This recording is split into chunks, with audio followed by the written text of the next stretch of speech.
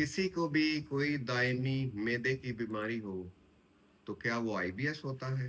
अक्सर लोग सवाल पूछते हैं वीडियोस के नीचे कि उनकी गैस खत्म नहीं हो रही, उनका फारा खत्म नहीं हो रहा, उनके पेट में दर्द रहता है, मैदे में दर्द रहता है, क्या वो आईबीएस है? नहीं।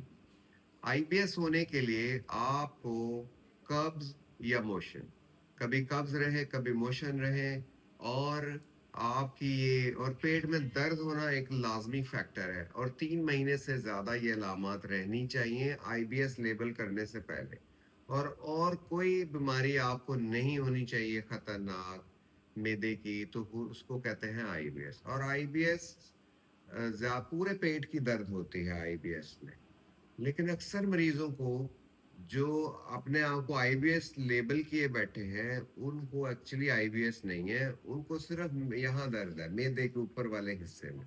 उनको कोई कब्ज नहीं है, कोई मोशन नहीं है, हाँ उन्हें गैस अपारा है, जलन है, बोझ है, थोड़ा खाना खाने से पेट भर जाता है, तो ये आईबीएस नहीं है। आईबीएस होने के लिए पूरे पेट में दर्द हो और लहर की तरह उठे और बहाना करने से सही हो जाए, ये है आईबीएस। और 3 महीने तक अलामत रहे।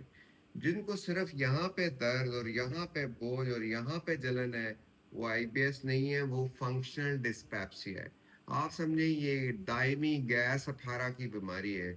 बहुत सारे मरीज समझते हैं हमें मैदे का अल्सर है, जब हम एंडोस्कोपी करते हैं तो कोई अल्सर नहीं निकलता। वो कहते हैं हमें एच पलोरी है, एच पलोरी का टेस्ट करते हैं, उसको ट्रीट करते हैं, उसके बावजूद उनकी अलामत बेहतर होने की बजाय खराब होती हैं। उनका कोई वजन कम नहीं हो रहा, कोई खून की कमी नहीं है, तो उनको भी एक्सप्लेनेशन चाहिए कि ये पहला पहला इलाज की कुंजी है कि ये सीरियस बीमारी नहीं है, इससे ये जानलेवा नहीं है। उसके बाद ये आईबीएस से मिलती जुलती इस तरह है, एक तो इसको ट्रीट करना, इसका इलाज करना बहुत चैलेंजिंग है, जैसे कि आईबीएस का है।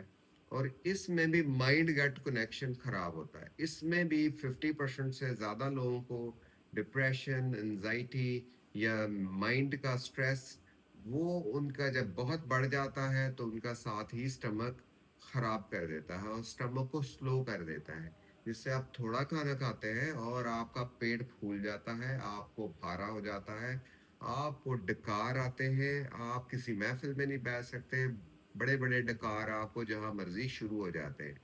ऐसे पेशेंट्स में भी ये देखा गया है कि उन्हें भूख नहीं लगती, नींद नहीं आती, और चिड़चिड़ापन रहता है, गुस्सा आता है, खौफ आता है, रोने का जी करता है, उदासी रहती है, बेचैनी होती है, सीने में भी दर्द होती है। कभी वो कहते हैं गैस सीने में चढ़ जाएगी। कि याद रखिए, ये जो फंक्शनल डिस्पेप्सिया है, इसके अंदर मोशन नहीं लगते, कब्ज नहीं होती। लेकिन आईबीएस के बहुत सारे मरीजों को फंक्शनल डिस्पेप्सिया भी होता है, यहाँ पे उनको दर्द और फारा भी रहता है। लेकिन जरूरी नहीं है कि सारे आईबीएस के पेशेंट में ही फंक्शनल डिस्पेप्सिया और सारे आईबीएस फंक्शनल डिस्पेप्सिया के पेशेंट में आईबीएस हो। आईबीएस अलहदा बीमारी है, फंक्शनल डिस्पेप्सिया अलहदा बीमारी है। दोनों में सिमिलैरिटी ये है कि बेसिक रीजन बीच में माइंड गट कनेक्शन और स्ट्रेस और किसी कोई लाइफ इवेंट या कोई आंतों के जरासीमों की डिस्टरबेंस है। आपकी तवज्जो का बहुत शुक्रिया।